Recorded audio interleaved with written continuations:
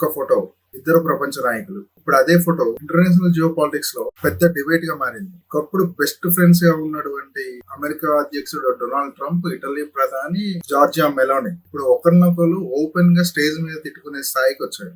కేవలం ఒక్క ఫోటో కోసం. అసలు ఆ ఫోటో ఏంటి, ఆ ఫోటో వెనకాల జరిగిన రచ్చ ఏంటి, ఒకరినొకరు తిట్టుకోవడానికి గల కారణం ఏంటి, ఇవన్నీ మనం ఇప్పుడు ఈ వీడియోలో డిస్కస్ చేద్దాం. ఛానల్ డీకోడింగ్ అంటే ఇది మన ఛానల్. సో ఈ ఛానల్ ని కొత్తగా జియో పాలిటిక్స్ కోసం మనం స్టార్ట్ చేసినాం. సో ఎవ్రీడే దీంట్లో మనకి జియో పాలిటిక్స్ సంబంధించిన ఫ్రెష్ కంటెంట్ డైలీ ఒకటి అప్డేట్ వస్తూ ఉంటుంది. సో ఎవరైనా కొత్తగా ఈ ఛానల్ కి విజిట్ చేయడానికి వచ్చినట్లయితే సబ్స్క్రైబ్ చేసుకోండి. వీడియోలోకి వచ్చినట్లయితే ట్రంప్, ఇటలీ ప్రధాని జార్జియా మెలోని రీసెంట్ గా 2026 లో జరిగినటువంటి G7 సమ్మిట్ ఫ్రాన్స్ లో జరిగింది. సో ఫ్రాన్స్ లో జరిగిన ఆ G7 సమ్మిట్ లో జార్జియా మెలోని తనతో ఫోటో దిగడానికి పదే పదే అడిగిందని ట్రంప్ ఒక ఇటాలియన్ టీవీ ఛానల్ కి ఇంటర్వ్యూ ఇచ్చే టైంలో చెప్పడం జరిగింది.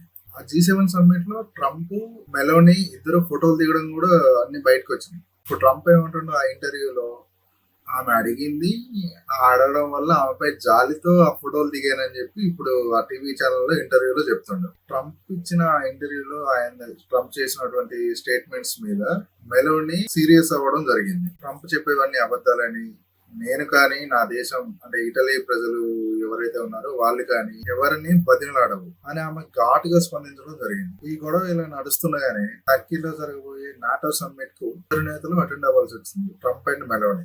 గ్యాప్ లో ట్రంప్ తన social media platform truth social లో ఒక ఫోటోను పోస్ట్ చేశాడు. ఆ ఫోటోలో మెలోని ట్రంప్ వైపు చూస్తున్నట్టుగా ఉంది. ఆ ఫోటో మీద క్యాప్షన్ కూడా చూసినట్లయితే రెస్ట్రైనింగ్ ఆర్డర్ నీడెడ్, అంటే ఆమె నా చుట్టూ తిరగకుండా కోర్టు ఆర్డర్ తెచ్చుకోవాలి అని దాని అర్థం. ఇండైరెక్ట్ గా దాని మీనింగ్ ఏంటంటే ఆమెకి నాపై పిచ్చి ఉన్నట్లు, అంటే అబ్సెషన్ ఉన్నట్లు, ఎగతాళి చేసినట్లు ఆ పోస్ట్ ఉంది. ఆ పోస్ట్ కు మీనింగ్ వస్తుంది. ట్రంప్ అంతగా ఎగతాళి చేయడానికి, అంతగా కోప్పడడానికి అసలు కారణాలు వేరే ఉన్నాయి. పైకి ఇది ఫోటో గొడవలో కనిపిస్తున్నప్పటికీ దీని వెనక పెద్ద political and defence, military reasons అయితే పెద్ద పెద్ద కారణాలే ఉన్నాయి. ఆ కారణాల్లో నేను రీసెర్చ్ చేసిన దాంట్లో 3 కారణాలు అయితే నేను మెయిన్ గా చెప్పగలను. అవేంటంటే, ఒకటి, ట్రంప్ కి ఇరాన్ కి జరుగుతున్నటువంటి వార్ ఏదైతే ఉందో అందులో ఇటలీ ట్రంప్ కి, అమెరికాకి మద్దతు ఇవ్వకపోవడం అనేది ఒకటి. యుఎస్ ఆర్మీ ఇరాన్ తో వార్ చేస్తున్న టైంలో ఇటలీలోని మిలిటరీ బేసిస్ ని వాడుకోవడానికి ట్రంప్, మెలోని ఇటలీ ప్రధాని ఎవరైతే ఉన్నారో ఆమెని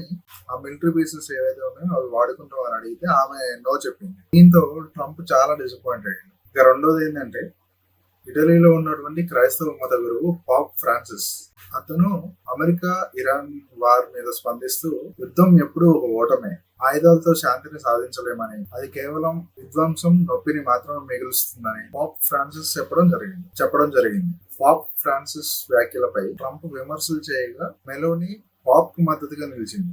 దాంతో ట్రంప్ ఆమెను ఒక మాట అన్నాడు, ధైర్యం లేదు అని విమర్శించాడు.